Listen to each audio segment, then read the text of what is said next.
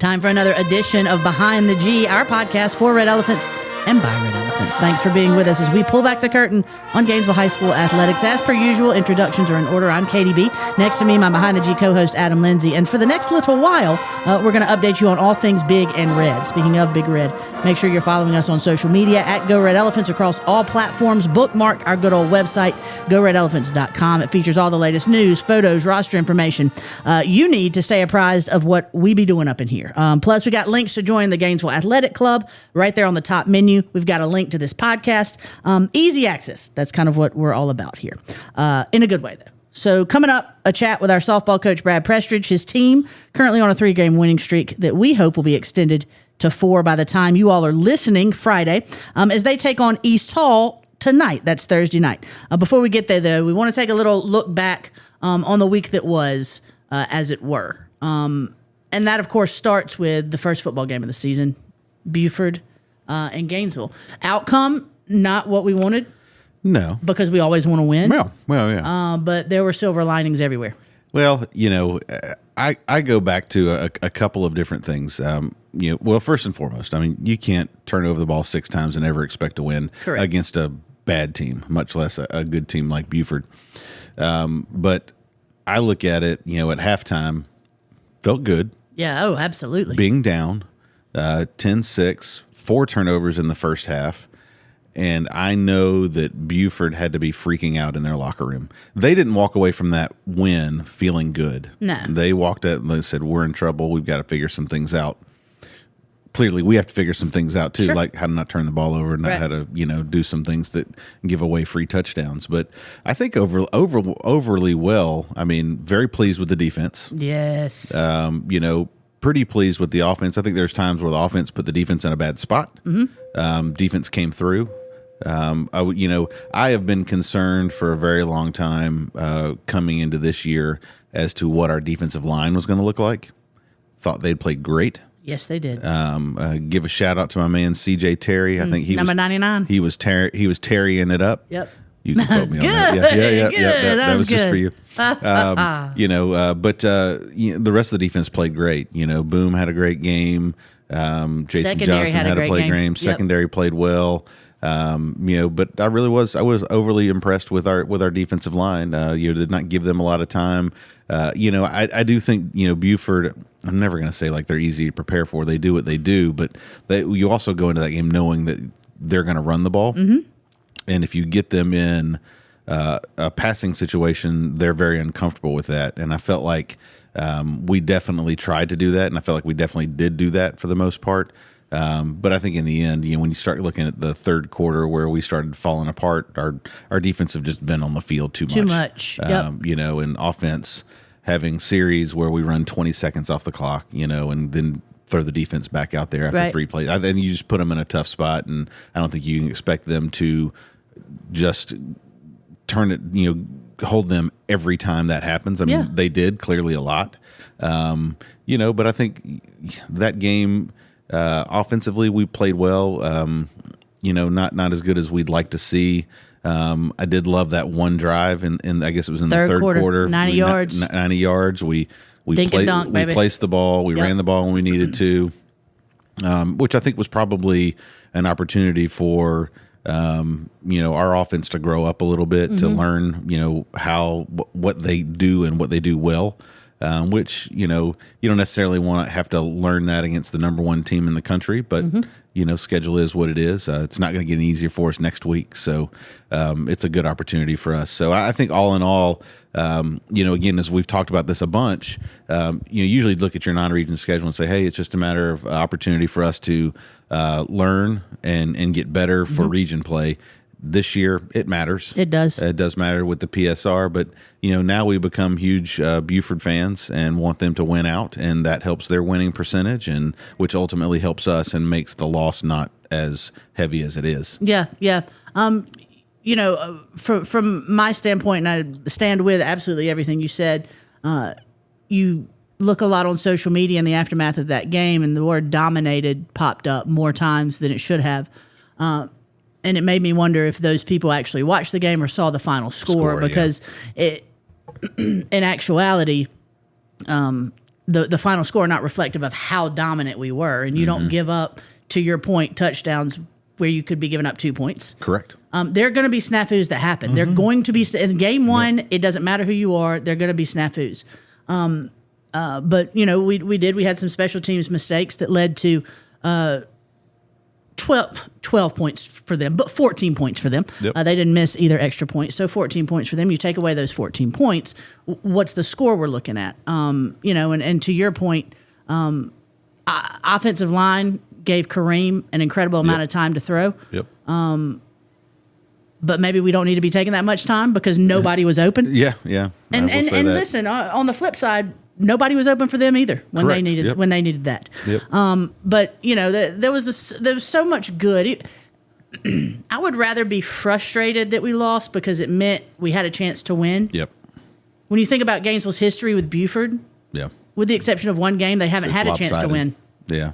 I would rather be frustrated with our performance, knowing that if we had minded our P's and Q's in a couple of other areas, we would have won the game. Wouldn't that have been something? Yep. Then to walk away kind of shrugging and going, well, we still don't know what we have, and only looking for silver linings. Like, there's room to be disappointed, which is heartening to me, if that makes sense. Well, and I mean, when you look at that game, it very easily could have been 14-3, 21-3 us at halftime. Yes. And then Buford's going in, throwing out what they want to do. Right.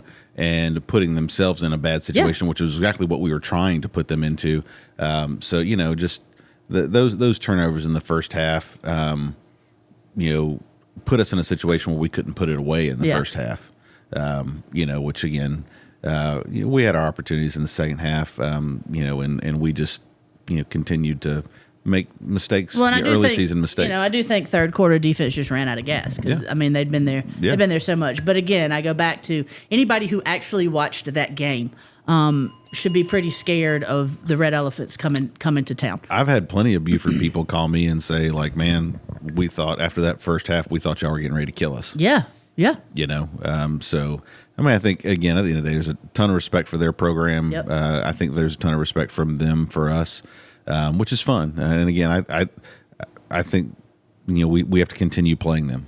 I mean, No doubt. we have to continue playing competition like that and improve and get ourselves in the right place for the end of the season. Yep. Super proud of our guys, though, and the way we showed up. Incredibly proud of our community and the way it showed up. Yeah, that crowd was packed. The crowd was incredible. Nate Mathis, who runs our strength and conditioning program, obviously an assistant on the football staff as well, sat in my office yesterday and said, I've never played in front of, coached in front of a crowd that large. He said he took a moment at one point during the game to kind of look around and be awed by something you should have been awed by. I mean, obviously Buford brought it, their crowd, but to see Gainesville show up the way that they did, it was impressive. It was funny because I think it was maybe 15 minutes before the game started, and you looked on both sides, and the center sections were full, but the ends were not. And I was like, man, I can't believe, I'm really surprised.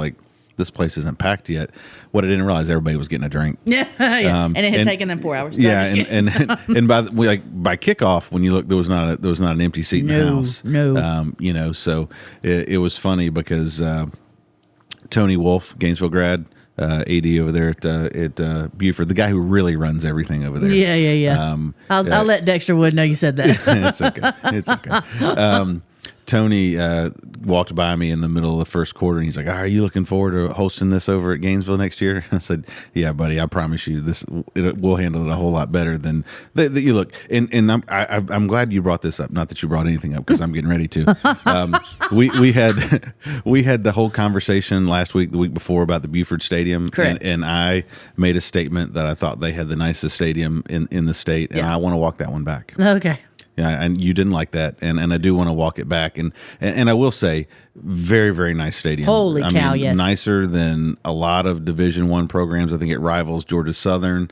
Certainly nicer than Kennesaw State. Yep. Nicer than where Georgia State's playing. Well, I would say nicer where Georgia State plays, even though it's an old baseball park. But it has no character. There's no character whatsoever. Yeah. And to your point, what you were the point you were making, and I was arguing against you. City Park is just better. I I love and look forward to getting back to City Park.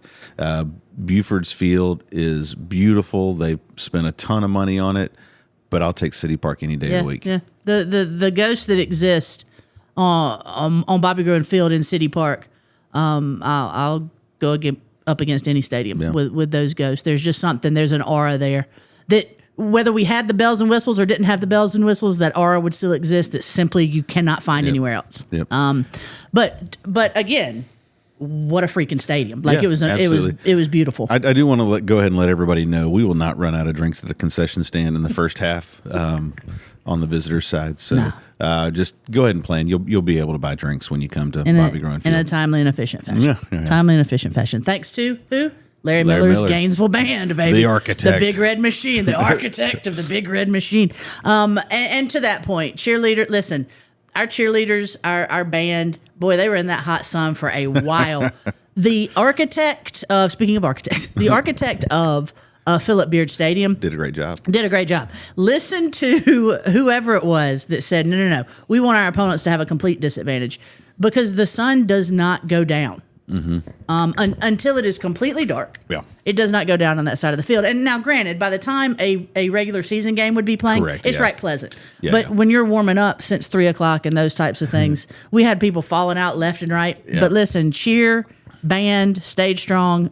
They were a big part of what I thought was an incredible Gainesville crowd. Well, and whenever we host Buford next year, it'll be a Friday game. It'll be at 7:30 and I don't know, and it may or may not be on ESPN. Probably not, though. I just hate TV games. They take so long. Yes. God, even the white hat fell out at one point. I mean, just people that's when dropping. You know you got problems. Just people dropping left and right.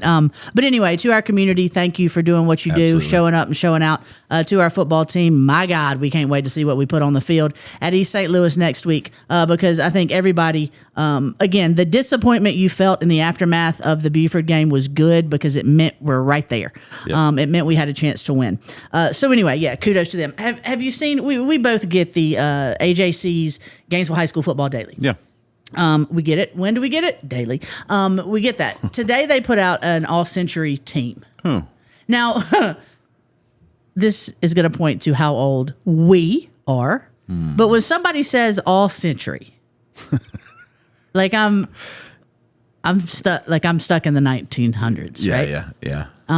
But it's all-century meaning starting in 2000. Which kind of blows my mind, right? Yeah. So an all-century team. Not that I expected a Gainesville player to be on it. No Gainesville players on it. It is ripe with Grayson. It is ripe with Carrollton. Trevor Lawrence is actually the all-time quarterback, as it were. Westover, Savannah, Chris Jefferson, Sammy Brown. Interesting. Is the what they deem the best linebacker in the state in the last 26 years. Interesting. Jeremiah Thielander. No, Jeremiah. What? I know. Even if they labeled him for North Hall, I'd be like, yeah. Let's go. Yeah. But yeah, so you got Trevor Lawrence at Cartersville. Isaiah Crowell from Carver Columbus is the best running back in the last century. I remember watching him play. Yeah. I remember watching that some of his playoff games in my parents' basement, watching that game. Really? Mm-hmm. So I was running over folks. I worked at the Times when he was in played for Carver Columbus. And Flowery Branch, Connor Shaw's senior year. They're coming off a state championship appearance. Their senior year. Back when Flowery Branch was worth watching. Oh my gosh, they're so good. They went on the road. They had to play Carver Columbus. I want to say no, that wasn't who that. No, that was. But they had to play Carver Columbus on the road. And Shaw's senior year, it was a hope and a prayer that they even got into the playoffs. I think they had a last second. They had to hit a last second. It was a last second touchdown against, I want to say like Lanier or Chattahoochee or somebody like that. Even get into the playoffs. So they get into the playoffs. They have to go on the road to play the number 1 ranked team in the state. It is Carver Columbus, undefeated. Yep. They absolutely shut Isaiah Crowell down and walked out of there with a win. That was the only time I saw Crowell play. Well, except when he was at Georgia, post puppy in the news conference thing. But anyway, so Jabari Davis out of Tucker is the other running back. The wide receivers, I don't really know. Jaden Hasselwood, Demetrius Robertson. Tight end, Eric Gilbert out of Marietta. And then the offensive lineman, Mitch Hyatt, I'm well aware of, North Gwinnett, just down the road. Jamari Salyer, I think, played at Georgia, maybe not, and went to Pace Academy. And then you've got a name we should all be very familiar with on defense, Robert Kimdichie. Oh, yeah. Out of Grayson. Yeah. But really, none of the other names on defense, with the exception of Sammy Brown and Travis Hunter out of Collins Hill, do I recognize. The athlete of the last century, last 26 years, as it were, Mecole Hardman, as he should be. That's out of Elbert County. But yeah, that's, I just expected, I think, to be, and again, I was starting in 2002, I was in sports media here in this state. I would expect to recognize a few more of these names. What's forgive me for not remembering his name. What's the tight end from Rabin? Charlie Warner. I mean, where is he? Yeah. Well, and I get but I also think where is the quarterback who's now the quarterback at Georgia, and he broke passing records after passing records. What is his name? Oh my gosh! I am disappointed. Shut up! I should know it though. Oh, I'm disappointing. I'm a walking disappointment. It's okay. John Lilly's out there yelling at us right now. So, for multiple reasons. I'm about to hear it for so many reasons that I can't remember his name. But anyway, I get Trevor Lawrence being the quarterback, if for no other reason than I think he's the only quarterback that won multiple state titles. Yeah. And obviously in the NFL now, and but not that should matter.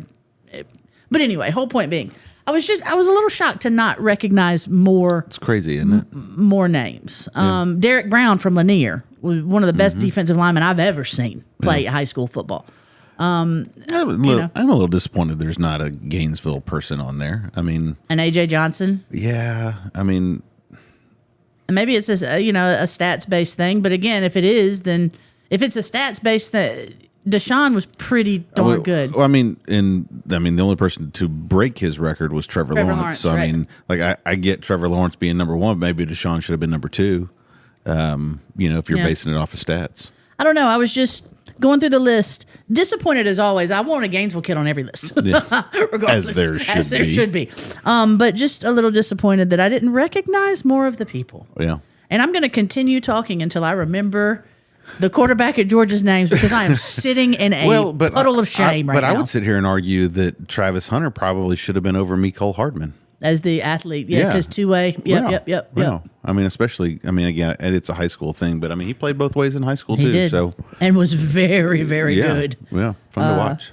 So anyway, that was just a little side note of interest as we segue from football into what else is going on in the world of Gainesville athletics. Volleyball has been struggling. We teased that Christina LeCurve, our volleyball coach, was going to be on this week. For myriad of reasons, she declined this particular week. It's been a heavy start to the school year for her, both for personal reasons and for professional reasons. But volleyball is going to turn. You talk about learning lessons; those girls are learning some right now. Well, they've started off, I think, with the tougher regions played. The tougher region opponents. Alpharetta, who's perennial state champion.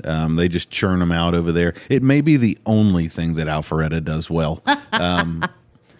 Yes. We gonna throw shade where we can throw shade. People. Can. When I can. That's what we're gonna do. And then Milton. They kind of churn them out too. They're not as They don't make deep playoff runs, but they're always really, really good. Yeah. They've got their volleyball team is really, really good. So got to watch them, play the other night. And they walk in and, me and a couple of the coaches were talking about, man, I looked every single one of those girls in the eye. Yeah. They were all like 5'11", 6 foot, 6'1". They had the physical piece that you can't teach. Right. So certainly a tough start to region play, but we'll get into some of the more manageable ones. Lanier, Chattahoochee, those will make us feel a little bit better and give us more of an opportunity to get involved in the region stuff. Again, by the time you all are listening to this, volleyball will have played 2 more matches. They've got Dawson County and Decula as part of Teacher Appreciation Night on Thursday night, with softball going over to East Hall as well. So Friday there could be a whole different feeling for Coach LeCurve, and she is always somebody that comes in with a very, very positive attitude, and a forward thinking demeanor. But even the best of us get a little frustrated, and again because of personal she's been out. She hadn't been able to be around as much as she wanted to be, and all those things have kind of combined. But upward trajectory, as always, at least if you talk to her, if you walk by her at any point, she's just a shining light, continuing to be that. And no doubt volleyball is gonna get back on the right track. And I love it when I segue effortlessly, well, when either one of us does, and don't realize it, and so I can't like form the rest of the sentence around the segue. But now to track and field, or excuse me, cross country. Yeah. But this past weekend, both of our teams competed against 16 other teams in the, I think it's 2 mile stage races that were at East Jackson. Yep. Both of them came in second. Once again, Isabel Lee came in second. We're going to get her. We're going to have to go have like a motivational speech with those guys and let them know what our thoughts are on second place. Second place, yeah. But real quickly, have you ever been over to that East Jackson course? No. I have. Really? It runs around a prison. If you can't run fast there... Where can you run I don't fast? know what to tell you. Yeah. Okay, so next time, here's what we're gonna do. That's gonna be the prisoners' recreation time, and maybe we're letting them loose. We're letting them loose. You don't want to be go, last. Isabel. Go, Isabel. Anyway, there's a freshman standout though, and right now, of course, his name is going out of my head, but a freshman standout for our cross country team, and for the second straight week. His first 2 varsity races for Coach Corbett, he was in the top 5. This week he finished second, and both teams finished second, which I know is heartening for Coach Corbett. He's got a great 2 squads. They're young, so things are only going to get better, and they're already pretty good. I got to say, first of all, like you are usually like on top of names. I know. Like I'm really bad with names, and I count on you. I know. I count on you to know everybody's names. So that you're right now, you're like 0 for 3. I mean, I haven't figured out what the third one is, but it's going to come up. I'll make it up during softball. I'll make it up during our chat with Brad Prestridge. Look, you do. I don't argue that one. You are impressive when it comes to softball. Well, listen, this has been a tough week. This has been a tough week. For a couple of reasons unrelated to Gainesville High School athletics. So in so much as we like to pull the curtain back on what's happening in the Big Red athletic department, we also like to pull the curtain back on who Adam and I are as human beings. The loss of Dolly Parton hit me hard, man. Yes. It hit me hard. It was funny to me how that blew up. It clearly hit a lot of people hard. Because it was all over the place, just like that. Well, you think about how rare it is nowadays that someone is universally loved. Correct. And she was universally loved.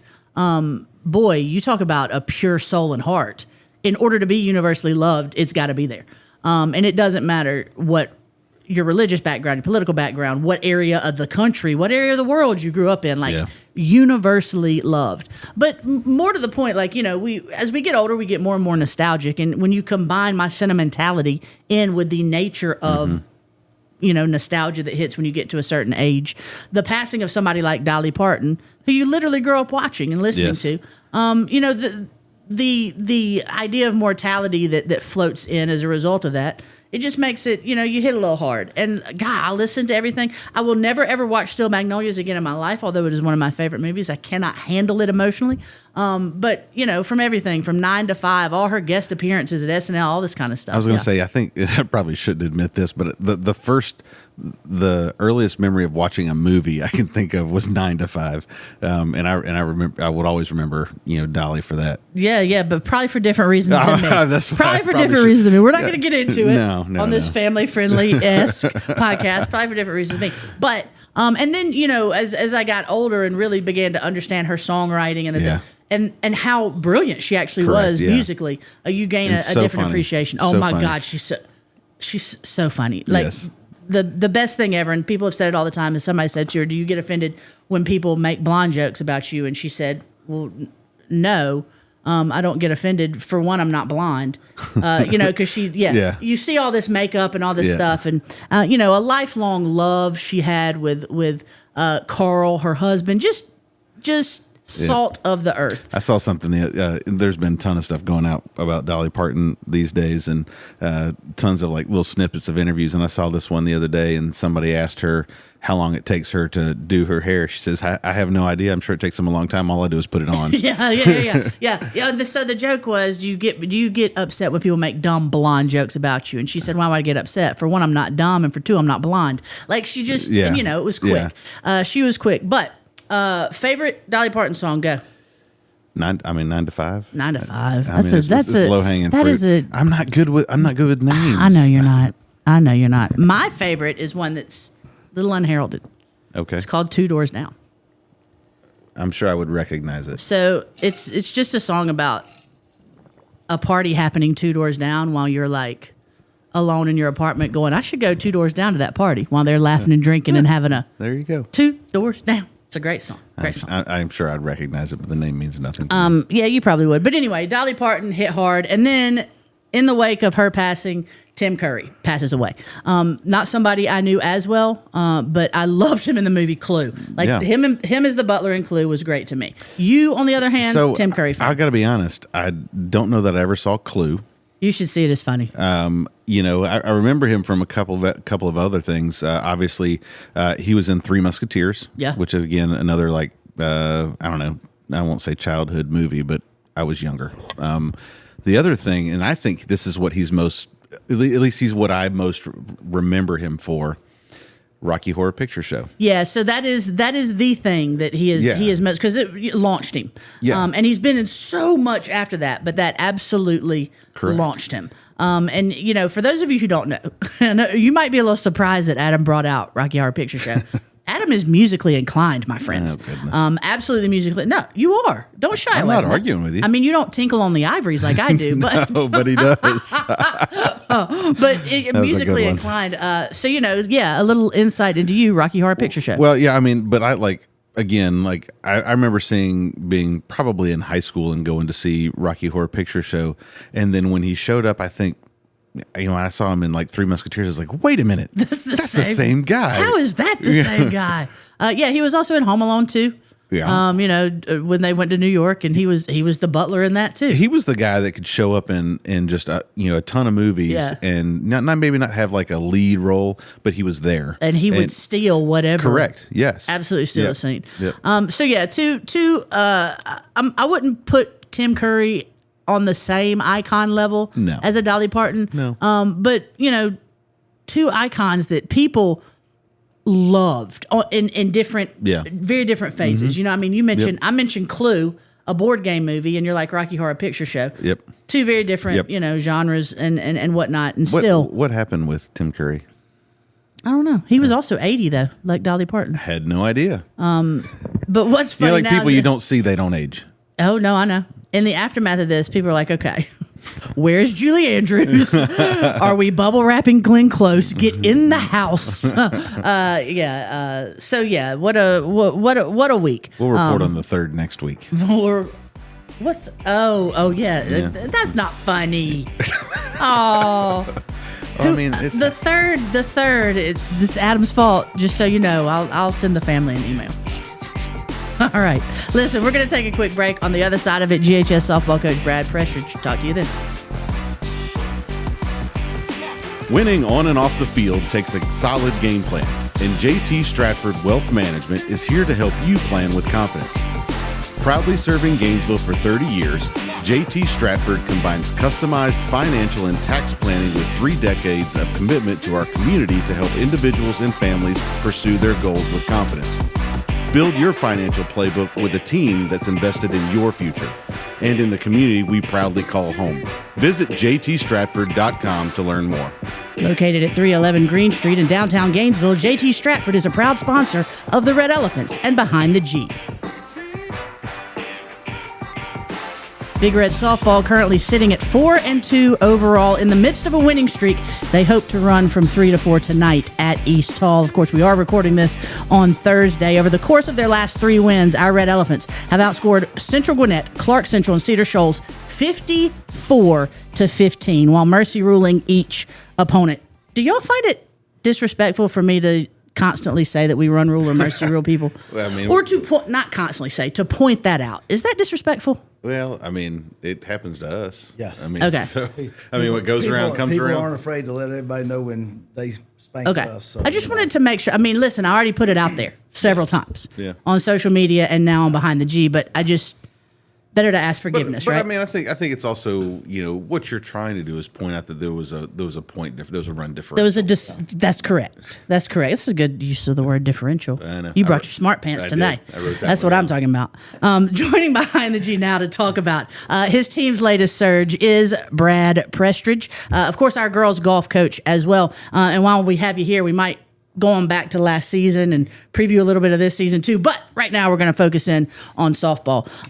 Had a bit of a rough start to the season, Coach, but it's very evident in watching you play. Not you, but your girls play. Wouldn't that be something? Too, yeah. He and Mike Ledford get out there and start running around the bases.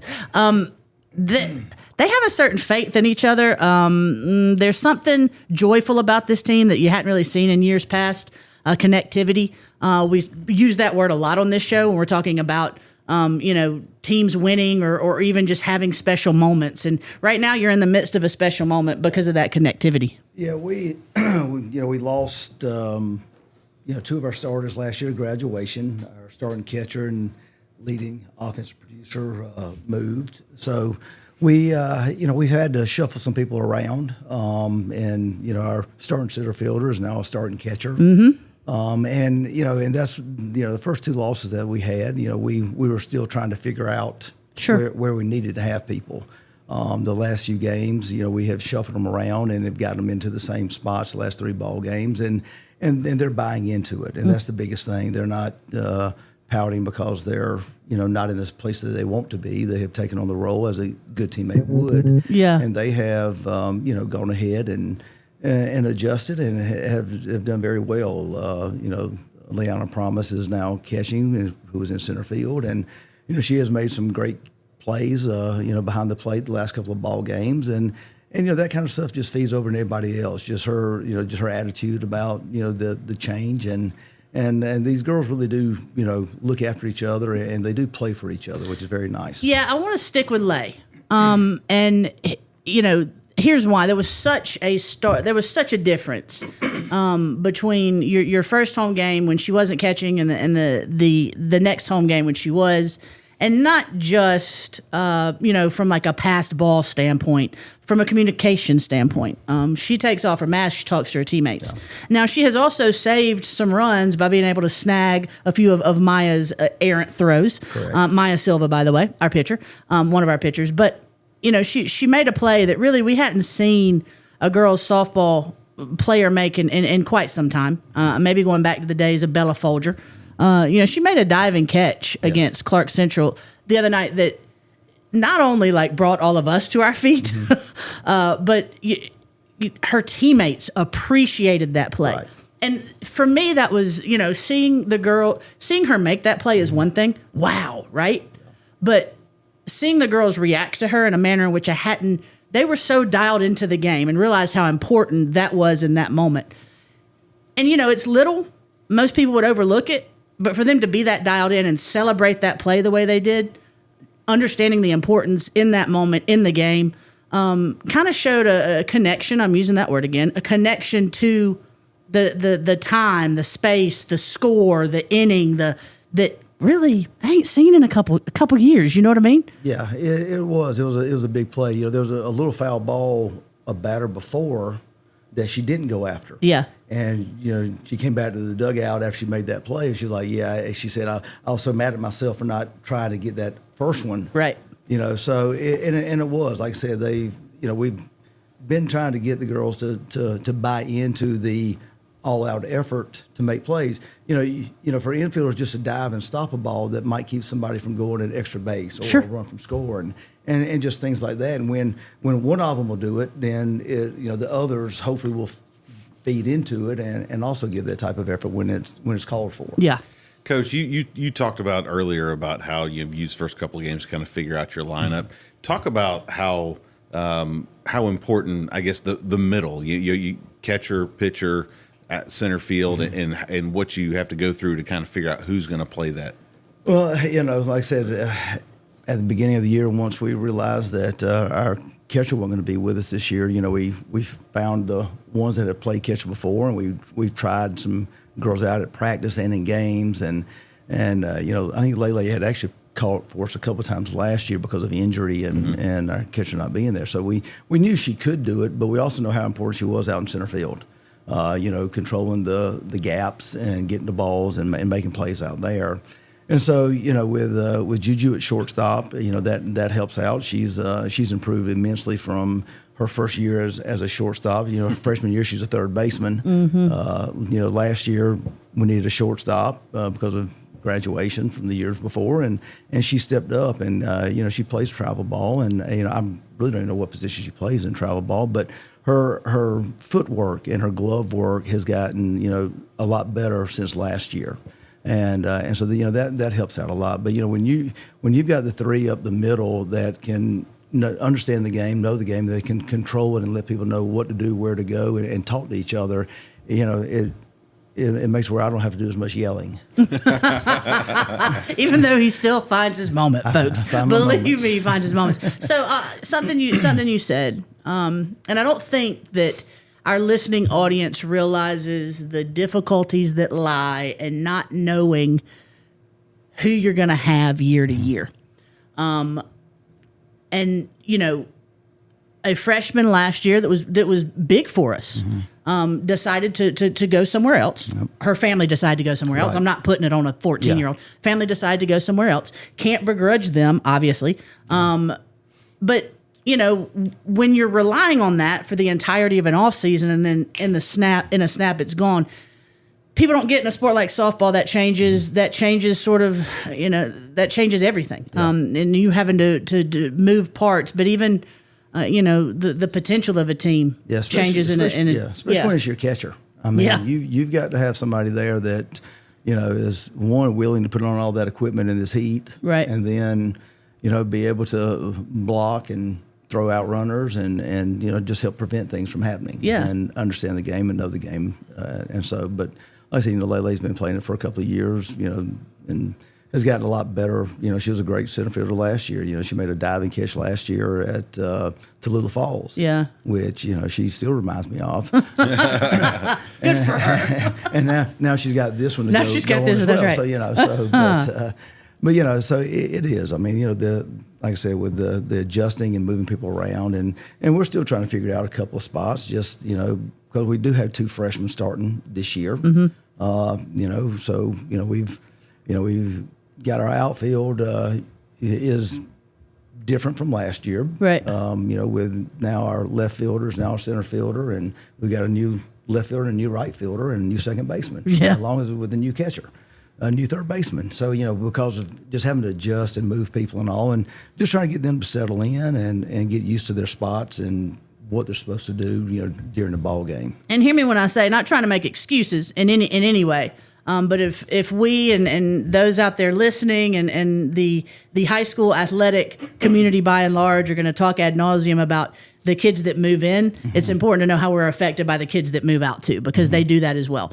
It does affect. Now, who it has not affected are your seniors. And those three, Kamila Jackson, Janae Garrett, Maya Silva, has been stalwarts in the program since they were freshmen. Maya, a starting pitcher since she was a freshman. Yep. Kamila and Janae have kind of worked their way in wherever they're needed. Janae right now a starting first baseman. Right.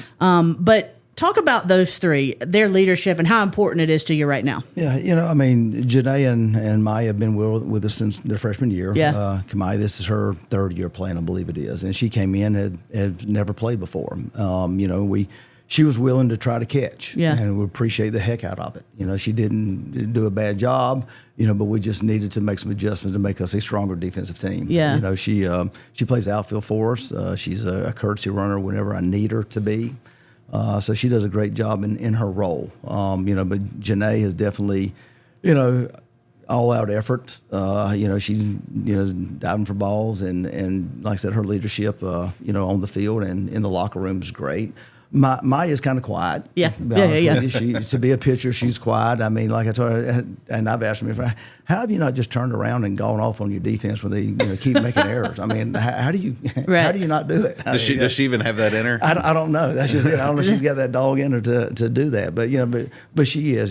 She's I say she's a quiet leader, but she doesn't get in anybody's face. But she would tell them, hey, you missed practice yesterday, get your running in for Right, missing. right. She's not scared to do that. But so, their leadership and, just, I think after the first couple of games, the girls had a meeting out in the outfield, and, Maya was very upset with the effort that was given to the girls, and she let them know that. And as a senior, I appreciate that because Mike and I and Candace can all get onto them and tell them how we used to do stuff back in the 80s and, those times. But, it's the good old days. The good old days when, it's always better when you can't be out there playing for yourself. Yeah. If you're not playing for your teammates, then you're missing out on the whole concept of the team sport. Absolutely. And, I think that's something about Maya. You watch her play, and it's not that she's overpowering in any regard, including her persona. It is that she is, she can hold others accountable because she's never missed. Right. She is you can rely on Maya Silva. Yeah. And she's always going to be the exact same person. And, what I love about what you just said is, and it's something that I mentioned to the girls I was able to talk to the last few days, aggressively pulling them into my office to laud over them. Yes. But it's something I said to each one of them was, that the final score is one thing, but what has been so fun about watching you all play the last couple of weeks is the little things that led to the big thing. You all, the way you spoke to each other, the way you celebrated each other, the way that you, encouraged each other towards an effort that led to a big win. And so hearing that, Maya held her teammates to task to begin with, is what has led to this 3-game winning streak. That might be the most important thing somebody can do.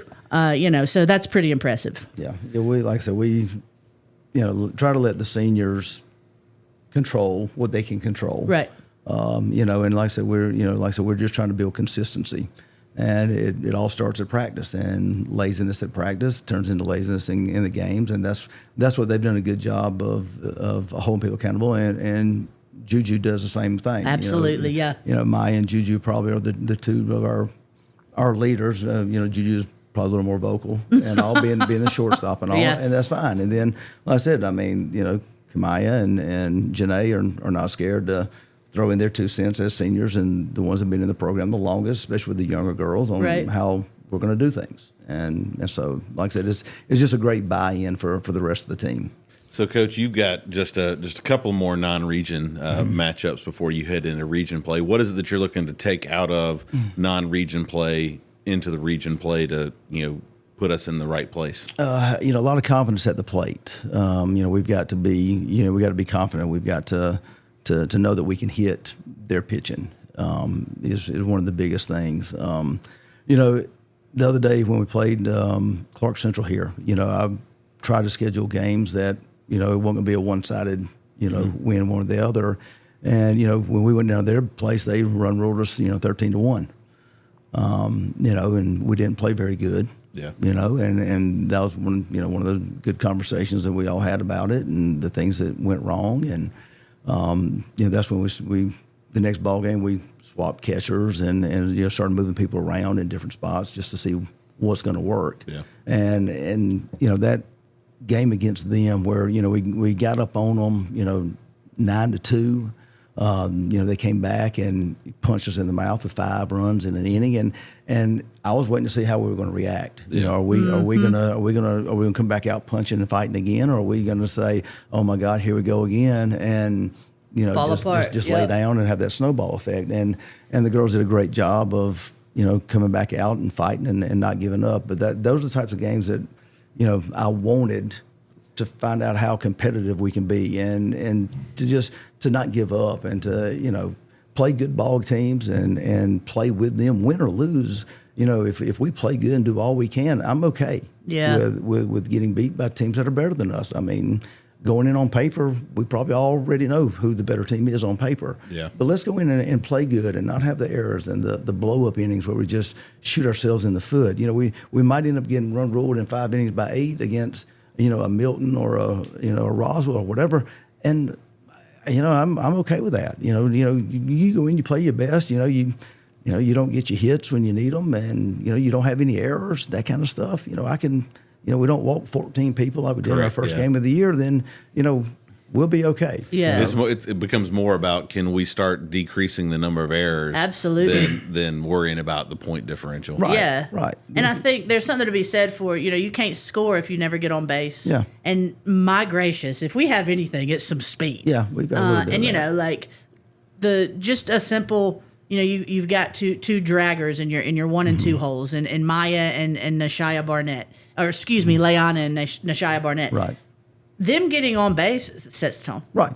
Then you've got a Juju coming up in the 3 hole who's used to hitting against pitching like you're going to see in region, because she plays travel ball. Right. And so now you got to give yourself an opportunity if you can just get on base. And I think that's something, not necessarily an aggressiveness at the plate, but the right mentality at the plate has been obvious these last couple weeks with your girls. Yeah, like I said, with us hitting and all, Juju hit her second home run of the year against Cedar the other day. Yeah. Which was great to see her excitement and her having that confidence to go to play, to know that she can. Right. And it is. The biggest thing with us is, you got a bat in your hand. Mm-hmm. You got 3 chances to hit that ball. Right. Quit watching the ball go by you. Yeah, no doubt. Get to that 2-strike approach when you've got 2 strikes, and if it's close, foul it off. Do something. Do something. Don't just stand there and then shake your head when the umpire calls you out on the 3rd strike. Well, I was behind the 8 ball anyway, so I just figured I'd stand there. We had those same conversations with Coach Brown a couple years ago. 100%. About, watching balls go by. You never hit a ball you don't swing at. Absolutely. Right. And there's something to be said for, listen, Jalea Davenport, her sweet little soul, one of your freshmen that starts. Yeah. She's number 7, second baseman, for those of you who come out to watch Big Red play. But Jalea Davenport hits a dribbler, and that's putting it. Well, she hit a dribbler, and that might be overstating it. And it ended up being an inside the park grand slam. And my point is not to say the other team was horrible and made too many errors. My point in that is saying, if you just put the ball in play, you never know what happens. Exactly. But unless you have the mentality of, no, I need to try to put this ball in play, not get a hit, not hit a home run, not try to place it right field, left field, just put it in play. You have no idea. And Jalea Davenport's a perfect example. That little girl, going around those bases. That's one of those, I love it. One of those speed things you were talking about. That's right. One of those speed things. Coach, so got Eastall coming up. As I mentioned, we're recording this on Thursday. Eastall coming up tonight. Chance to run that winning streak to 4. Senior night will be September 28th against Tallulah Falls. So if you don't get out to a game before then, make sure that you get out to that game to celebrate those 3 seniors that we have mentioned over the course of our conversation. There was something I was going to ask, and it completely left my mind because I would not shut up. Did you hate it when that happens? Just kept rambling, and now the thought completely gone. It's a complete cliffhanger. Oh, this is what it was. Okay. Here we go. I got it. I'm real good at not letting Adam talk. So, well, look, I'm going to give you a ton of credit. You were at every home softball game, and you have the batting order memorized. I do. You do the I do. announcing. So you got an advantage on that. I'm totally impressed. Listen, but it all goes back to, and I mean no disrespect when I say this. Actually, I mean the most respect I can possibly give. When I tell you it's fun to watch you play, like, that ain't got anything to do with a final score. Yeah. And being fun and watching these girls and it being fun to watch them effort towards whatever the end result is, like, to me, that's the goal. That's the, and so I that is the highest compliment. At least I can give. Now, listen, go Big Red. We don't just want to win. We want to embarrass you. Let me be very clear about where we're all trending towards and the trajectory we're hoping for. But in the meantime, man, watching these girls has been fun. What's also been fun, and this is why I mentioned senior night coming up the 28th, the crowd. Boy, the crowd you've had. They were in it. And we want to keep that up for these girls because it gives them the energy to effort towards, right? So we appreciate everybody who's been showing up. We want you to continue to do it. Coach, if you can, just tell the folks out there listening, what it would mean for them to show up to a softball game this year and what you want them to see when they come. Yeah, it's one, like I said, I want you to see the girls having fun and being good teammates. Yeah. Having a good attitude with everything that they do. After I win the other day against Clark, there were two little girls came running on the field, and I wasn't sure who they belonged to. Yeah. But it was two girls that were new to Gainesville City Schools that came to our summer camp this year, the Eberhardt girls. And they came running up there to give me a high five. I love it. And the dad standing over there at the fence and talking to me and all excited about it. And that's what we want. You know, it was great to see, the kids that came to our camp, coming and showing up to see the girls that work with them at the camp. That's so cool. And also, that was just great. But, when parents show up and other athletic teams that, I think we're really good at trying to get our other athletic teams to come and support each other with, get them in the ball game and stuff like that. And I think that's a great thing for everybody to, know that, these girls are the softball girls, when they're walking around the school and talk about what they did. And I had a kid stop me in the hallway talking about, Brianna's hit she had the other day. When he was up there watching her, she had a double and was talking about it. And that was a rope too. Right, and that's fun for me, for kids that don't have siblings out there playing that, came to the game anyway and watched and saw them. So it's always great to have fan support and parental support as well. So it's great to have anybody and everybody out there. Absolutely. Building community, one hit at a time. That's what we're doing here at Gainesville High School. Coach, as I've mentioned ad nauseum, love what you're doing. Love watching your girls play. And can't wait to see what the next few weeks hold and the confidence that's built as you do head into region play. We appreciate you so much. Appreciate what you're doing with our student athletes. And thanks for being on Behind the G. Thank you. Looking for the ultimate game day grub? Johnny's New York style pizza has you covered. From fresh hand-tossed pies and from-scratch pasta dishes to wings and loaded calzones, Johnny's brings championship flavor with every single bite. Grab a victory meal after the game at their Gainesville location on Jesse Jewell Parkway or order for takeout to feed the whole family at johnnyspizza.com. Johnny's, the official pizza of Behind the G and Red Elephants everywhere.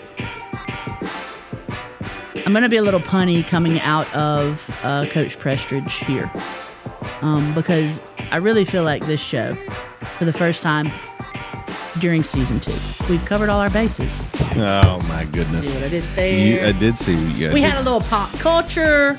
We had a little behind the scenes of GHS athletics. And I got to say, every time you say pull back the curtains, I do look around and say we don't have any curtains. We need in here. Curtains. Well, maybe we do. We can't see the kids TikToking outside the window. I know. If we don't have but curtains. I also feel like when we get into our new setup. Tease. Yep. When we get into our new setup, maybe that should be the thing as we come out from behind. There you go. Oh, that'd be so lame. I know. Oh man, that'd be so lame. Hey, speaking of our new setup, coming up, and we don't really know when it's going to happen because we are waiting on furniture to be delivered. But Behind the G is going to have its own studio, and with that own studio is going to come a fresh new look at the show, and I mean that literally. We will, just like we did on the Gainesville Day of Giving this past spring, have cameras set up. We'll have a whole production set up, and we'll be able to do better teases on social media, but also be able to bring you a better product and a better view behind the curtain, as it were, because you'll actually get to see us. See me, which is always a better. Which is always better. I just spit everywhere. That's how disgusted I was by what he just said. But little things like getting to see that the laughs aren't like contrived, that we really are. They're not canned. We don't have a button. We don't have a button. Maybe we should get a button. Listen, if any of our coaches are boring, that might be exactly what we need. Yeah. Just a button to Let's just go ahead and end this interview with this But yeah, we appreciate you being with us as always on Behind the G. Next week, our first student athletes of the month will be on with us, boy and girl. We'll have student athletes of the month on with us. Your first opportunity to hear from some of our student athletes. We will also preview the East St. Louis Gainesville football game. We're going to have Nate Mathis, our logistics man, on with us to talk about obviously what all led it up to them actually getting to East St. Louis and getting to play. Santavius will join us, and hopefully, my fingers are crossed, things go well enough that LaCurve's able to be on. I mean, listen, she's the one people want to hear from. Not us. That's a true statement. Well, I'm surprised you can't hear her from outside. Yeah. No. Yeah. Where were we? We had a meeting early Monday morning. Adam loves his early Monday morning meetings. It's a thing. It is a thing. It's a thing for him. None of us speak to each other for the first 15 minutes. But Well, I figure I'm here. Why shouldn't everybody else? I mean, you're true statement. But I go walking upstairs with my usual sunshiny personality on a Monday morning. Yeah, just picture it, guys. Sitting in the room in which we were going to meet were Jan Azar and Ty Barrett, who I cannot believe Coach Azar beat any of us anywhere in the morning. She was the first one here. I totally believe Ty Barrett, our new boys golf coach, was sitting in the room because he actually is a walking sunshine and rainbow. But I come walking in. They said, "Hey, KDB." I think I may have grunted. It's kind of your thing. I grunted a little bit at them. I did not make eye contact. I'm pretty sure they would have turned to stone had I made eye contact. I sit down away from everyone so no one speaks to me. And all of a sudden, from downstairs, we're on the second floor of the Student Activity Center. From downstairs, I hear Christina LeCurve arrive for Where are we meeting? What are we doing? Top of the morning to you. Yeah. Just, and you can't help but laugh. I mean, and so, ended up brightening my day, even though she gave me a dirty scowl when she walked in the room, too. So that's all we got for you. This has been an absolute pleasure bringing you Behind the G this week. We'll talk to you next week. In the meantime, in between time, make sure you're following us on social media. Make sure you're going to that website to get all the latest in things big and red. We'll talk to you next week, folks.